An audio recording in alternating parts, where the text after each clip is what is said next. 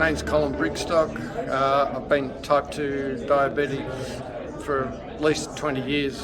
Was first diagnosed. Blood sugar's pretty much under control with drugs over that 20 years, up until last year when it spiked, probably largely because I got a bit slack with my diet. Tried to improve it with diet without any real guidance and got it down to around the 8 mark earlier this year. Doctor wasn't happy with that, wanted to put me on to a 4th diabetes drug, which I was unhappy about it because of the side effects she was telling me about. So that's when I discovered the Defeat Diabetes low carb approach. Went back to the doctor and said, I'm going to try this as an alternative.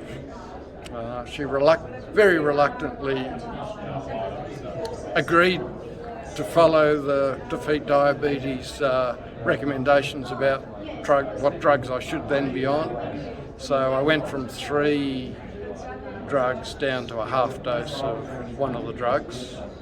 And 3 months later, I'd lost 5 kilos and 11 centimetres around my waist and had a HbA1c of 5.9. Yeah, so there I was for 20 years. If I'd have known, I could have probably solved this problem myself many, many years ago if I'd have had access to the right advice.